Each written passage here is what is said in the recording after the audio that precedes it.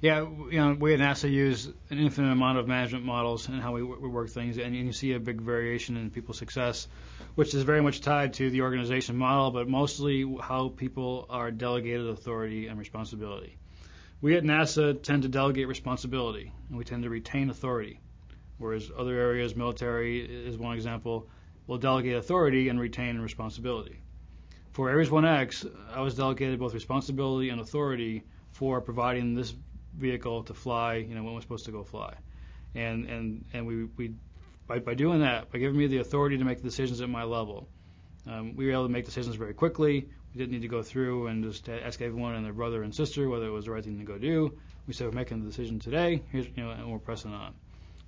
The way that worked, the reason that worked, is we relied upon NASA's governance model, the fact that we have this technical authority paths within the NASA governance model. So if there was an objectionable decision, if I made a decision that we're not going to do this, we're going to build this at a factor safety of 1.0 instead of 2, and that was the right programmatic thing to do. I thought the risk was acceptable. It was a good schedule, budget, et cetera, answer. But our chief engineer said, that's crazy. I cannot support that. And we had our chief engineer's dissent on decisions that I made. In some cases, they had the right, and they did with the metallic tape issue through Lockheed Martin, and they did for some other areas about cable testing.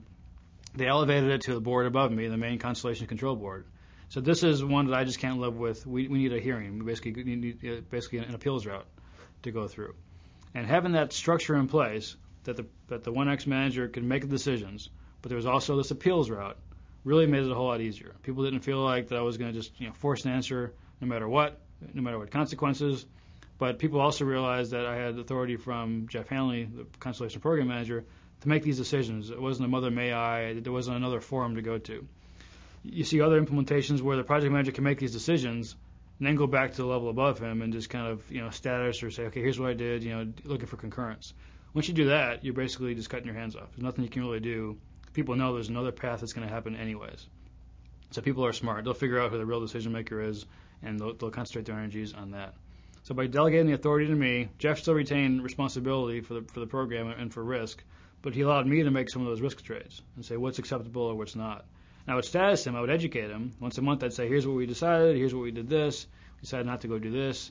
He would say, well, was there consensus? And sometimes I'd say yes, sometimes I'd say no. There was not complete consensus. We had so and so and so and so disagree, but they were able to live with the decision, and we pressed on. Or no, they really disagree, and they're coming to the control board, the Constellation Control Board next week, and we're going to talk about it and see if you want to, affirm the decision I made or overrule me. And it happened only 2 or 3 times, which to me is a testament of how it all worked out. And once or twice he did overrule the decision I made, and we pressed on. And a couple times he affirmed the decision I made and pressed on. So authority of the project manager is key. Having an appeal route so people don't think it's a dictatorial approach makes everyone feel comfortable that they can disagree with you.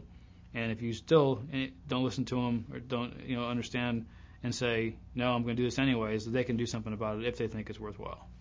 The good part of that is that it did give us that autonomy. The not so good part of it is we were viewed at times by the mainline team as being out on an island, out doing our own thing, and that we were getting too far away from the mainline vehicle. So if there's a lesson in that, the next time we do a test flight, obviously the next test bird will look more like the mainline vehicle. It will have to, right? Or it would be a worthless test. We'll have potentially a 5-segment booster. We may have a more active upper stage. We may have more mainline vehicle avionics. So what that means is we can't be as far out on that island the next time. We've got to be more aligned with the mainline program. That's good, but then it gets back on the other thing that helped us on 1X where we had a lot of autonomy. So as we do more test flights and become closer to an Ares 1 configuration, we lose the autonomy, but we get closer in with the mainline. I think the program manager gave our mission manager all that responsibility and authority. There were very, very few occasions, I can probably only think of 2 or 3, where the independent technical authority would come through and question our mission manager's responsibility and authority. And that's good. You do have that appeal route, and I'm glad we have that. But what that sets the bit for everybody else is they know when they go to the mission manager, they're going to get the decision, unless it is just such an anathema to people that they can't live with that.